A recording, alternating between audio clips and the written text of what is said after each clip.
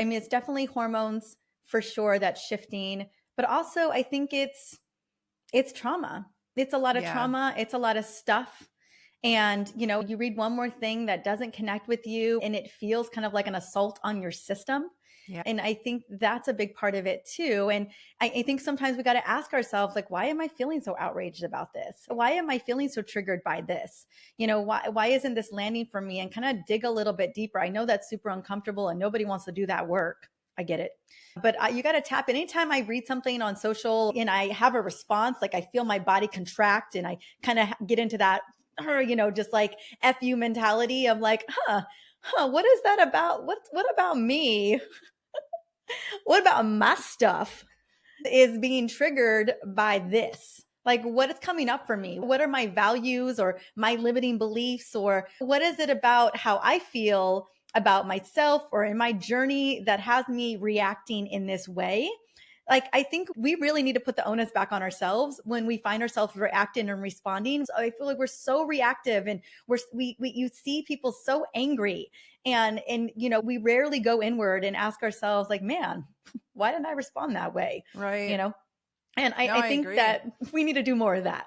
As a new mom, I consider myself a new mom, as someone who wants to be more patient and more empathetic and more compassionate to this little person whose life is not easy for a almost 3-year-old. It's a lot of things that they're trying to figure out. I think about how I respond to him and then, translate that to how I respond in the world.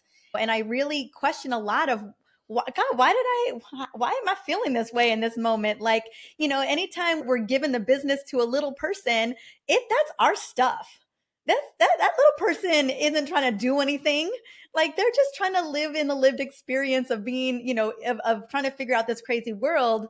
If I'm reacting, I got to ask myself, well, why the heck are you reacting that way? And so I think the same way, like when we get on social, like one, what are we trying to get out of it? And why are we responding in the way that we're responding?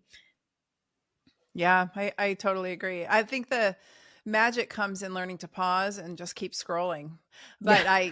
But the reason I bring it up is because I would have patients come in. It's no different on social media than it was in my practice, is what I'm trying to say. Because I would have Mm. patients come in and they would present almost with a bit of neurosis.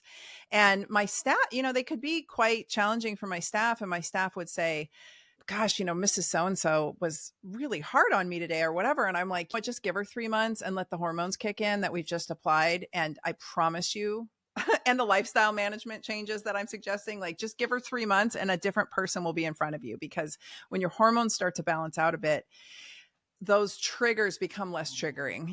The things that really kind of send you off into the extremes seems to Yeah. happen less and less when you've got the right things balanced out. So much of that, I mean, yeah, we can apply hormones all day, but so much of that is just lifestyle, right? Oh, And absolutely. I was going to say blood sugar imbalance. yeah. Again, that contributes to mood swings and, changes in our neurotransmitters. But yeah, I mean, you start going down the road of perimenopause into menopause and you don't have progesterone to support you in that second part of the cycle. Like, don't meet me on day 27.